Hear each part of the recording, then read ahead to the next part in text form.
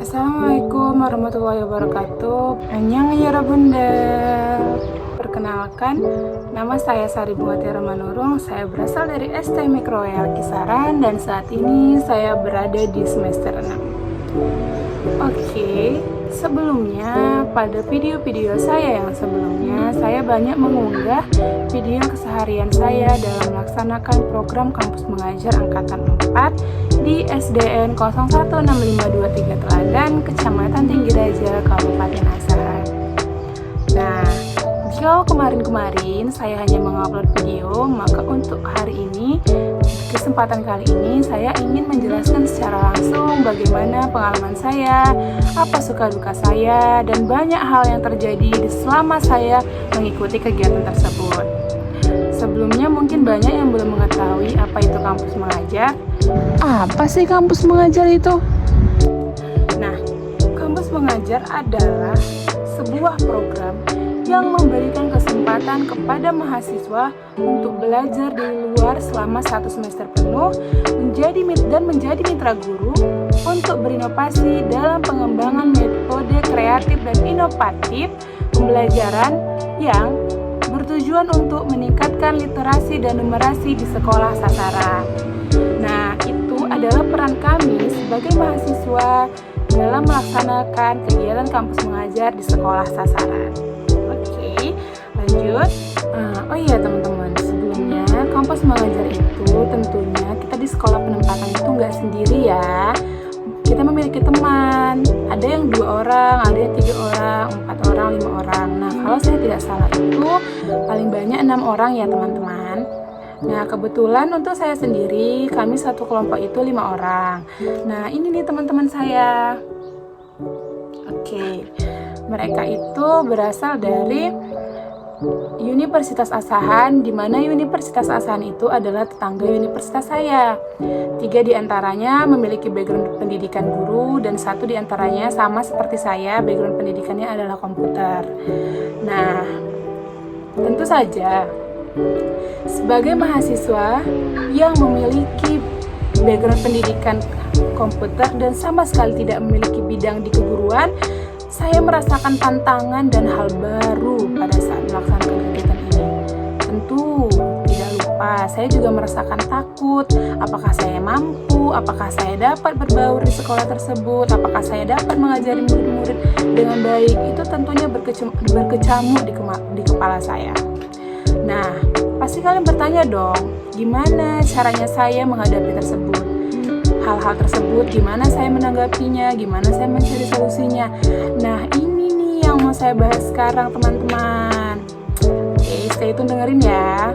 Nah, pertama, dalam adaptasi siswa di kelas, saya awalnya hanya diam. Mengapa? Karena seperti yang saya jelaskan tadi, bahwa saya tidak punya pengalaman menghadapi murid-murid. Namun ternyata keadaan memberikan saya kesempatan untuk menjadi mitra guru meski hanya beberapa bulan saja. Oke, lanjut ke pembahasan. Nah, berhubung seperti yang saya bilang tadi, teman-teman saya backgroundnya adalah keguruan dan mereka sudah banyak melakukan magang-magang selama mereka berkuliah, maka mereka sangat mampu dan sangat apik dalam menguasai kondisi kelas bersama dengan anak-anak. Nah, di hari pertama, saya hanya mampu melihat sekeliling bagaimana teman-teman saya bercengkrama dengan anak murid dan bagaimana anak murid menanggapi teman-teman saya. Nah, setelah saya amati, saya pahami, saya terapkan bahkan di rumah, saya selalu di depan kaca pura-pura berbicara bahwa mereka itu adalah anak murid saya. Dan tidak lupa saya mencari juga di YouTube bagaimana menghadapi siswa-siswi SD yang baik dan benar. Saya banyak melakukan hal itu untuk bekal saya menjalani beberapa bulan ke depan. Nah, teman-teman, jangan takut untuk mencoba hal baru. Cobalah hal baru dan carilah pengalaman sebanyak-banyaknya. Oke, lanjut. Setelah itu pada awalnya kami hanya di kelas itu beramai-ramai karena masih perkenalan. Nah, bagaimana setelah kami ditempatkan 1 orang per kelas?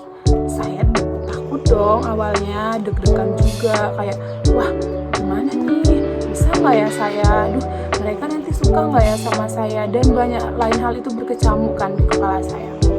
Tapi tidak lupa, jika kita sudah belajar, mencoba, lama-lama kita akan terbiasa kan. Nah itu harus diterapkan. Saya mencoba berbaur dengan mereka, mengajak mereka mengobrol, bertanya apa kesukaan mereka, sampai pada akhirnya mereka akan nyaman bersama saya. Jangan lupakan bahwa anak kecil itu sukanya disayangi, sukanya dimanja. Namun untuk tingkat sekolah, jangan terlalu memanja agar mereka juga tidak sepele kepada kita. Nah, oh iya teman-teman, tentunya murid itu berbeda-beda dong ya kan. Ada yang baik, ada yang sangat baik, ada yang nakal, ada yang sangat nakal. Nah, itu tuh kan ragam-ragam ya. Saya pasti merasakan semuanya dong. Untuk yang baik, yang sangat baik, sepertinya kita nggak ada masalah ya, karena ya mereka tuh taat gitu, taat peraturan. Nah, gimana nih buat yang si kategori 2 ini? Pasti struggle dong ya. Nah, saya tuh kemarin ada pengalaman murid ini nggak mau menulis, nggak mau membaca, sukanya melawan. Saya ngomong apa pasti dijawab. Saya ngomong A, dia ngomong B, C, D, A, F, G, H, semuanya lebih banyak dari saya. Tentunya saya merasa tertantang dong, kayak wow, nih anak sulit ya digapai gitu, sulit ya buat suka sama saya. Padahal tujuan program kampus mengajar itu juga kan memampukan siswa-siswi yang belum mahir membaca menjadi mahir membaca. Nah, kalau kedapatan yang seperti murid ini gimana? Dia nggak mau loh sama sekali. Dia tidur di kelas tuh, nggak bawa pensil, nggak bawa pena. Gimana? Saya juga bingung pada awalnya. Nah, terus pada saat istirahat tuh saya aja ngomong nih, kita sebut aja namanya siapa ya? Andika. Saya tanya nih, Andika kenapa kamu nggak mau nulis? Padahal dia tuh bisa gitu teman-teman, dia mampu, cuman dia tuh emang nggak mau karena dia nggak mau aja gitu. Kayak gimana ya ngomongnya? Dia nggak mau karena dia ya seperti yang saya tadi gitu. Saya tanya, Andika kenapa? Sini dong nulis, kamu kan bisa baca juga gitu. Gimana gitu kan? Terus dia bilang, biar aja, aku nggak mau kok. Saya tuh merasa kayak, wah, bisa gini nih murid ini anak mampu nih, sayang nih kalau nggak diasah nih biar dia pintar baca nih gitu kan. Terus tuh setiap saya masuk kelas, saya ajak ngomong, saya suruh baca ini, dia nolak awalnya. Nanti besok-besok saya bilang lagi, baca ini. Pokoknya setiap hari, bahkan sehari itu bisa sampai 10 kali saya ajak, bukan saya paksa ya teman-teman, saya ajak kayak, Andika baca ini yuk, dia nolak. Andika baca ini yuk. Nah, sampai akhirnya bener-bener nggak mau tuh saya bilang, ya udah deh kalau kamu nggak mau, biar teman-teman kamu aja yang pinter, kamu nggak dong, kan kamunya yang nggak mau. Nah, saya panggil tuh teman-teman yang lain tuh ke depan, kayak Reli sini baca gitu kan. Nah, si Reli ini kan juga si Srel ini juga kurang mahir ya dalam membaca. Nah, terus baca nih Srel ke depan nih. Terus si Andika ini ikut baca, kayak si Rel itu salah tuh bacanya. Misalnya ayam dibaca ayim sama si Reli. Si Andika tuh bisa bantah kayak itu ayam woi gitu kan. Nah, dari situ saya jadinya tahu, oh, nih anak nih kayaknya nggak mau deh kalau baca sendiri. Dia tuh harus bawa teman, dia tuh harus gini modelnya. Nah, jadi setelah hari itu, kalau mau ngajak si Andika ini baca, dia bawa teman. Berarti dia anaknya gitu kan. Nah, tapi ada juga nih yang pemalu. Kalau yang pemalu ya berarti kita tahu dong, cukup kita sama si murid ini aja yang baca, jangan ajak temennya biar dia nggak malu. Nah, teman-teman, sebenarnya untuk bagian saya menghadapi siswa-siswi di sekolah itu sangat banyak ya ragamnya. Namun meskipun banyak ya sebenarnya semua itu berputar di situ-situ saja. Kayak murid itu seperti ini ya, begitulah Yang saya lakukan itu adalah mencari tahu bagaimana kemauannya, bagaimana kesukaannya, bagaimana pribadinya, sehingga saya dapat menentukan langkah bagaimana cara saya ke depannya menghadapinya dan bagaimana saya mengajarinya agar dia dapat menerimanya dan dia mau semangat belajar bersama saya. Nah, lanjut untuk bagian murid, saya stop sampai di sini ya teman-teman. Karena bahas murid-murid udah saya tutup ya tadi ya di sana. Nah, yang ini saya mau bahasnya tentang bersama dengan guru-guru di SDN 016523 Teladan teman-teman. Nah, kampus mengajar ini kan udah masuknya tuh ranah dunia kerja yang sesungguhnya ya. Pasti sering terjadi ada kesalahpahaman nih antara kami, apalagi kami adalah pendatang di sekolah tersebut kepada guru-guru.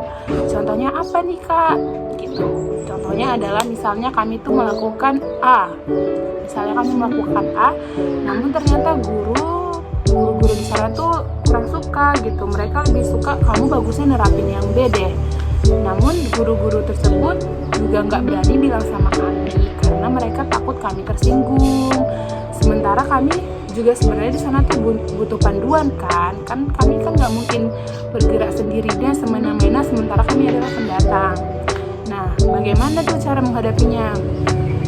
Terutama saya sendiri sebagai ketua yang ditunjuk oleh DPL kami melakukan komunikasi.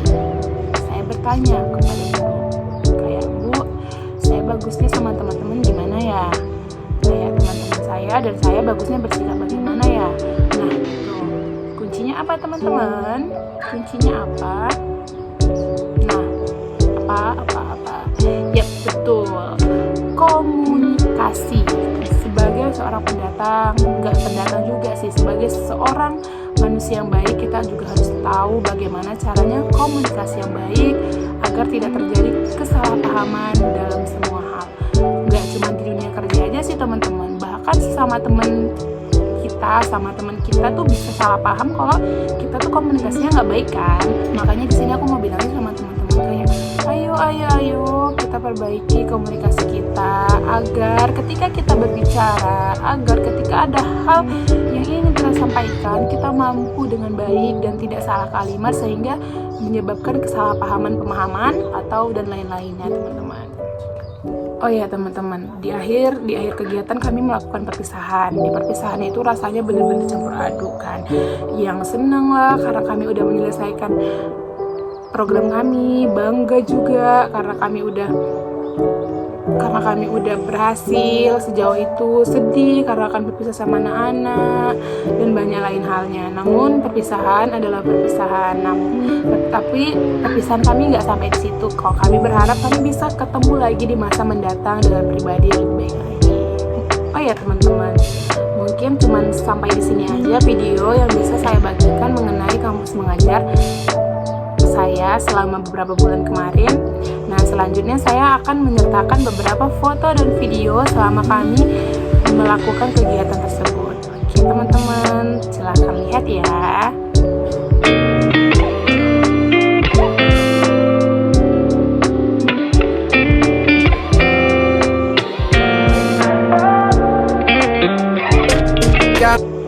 Nah, teman-teman, itu tadi kan aku udah ngasih ya video-videonya. Cuman itu videonya memang hanya rentetan urutan-urutannya, nggak aku tunjukin per detailnya.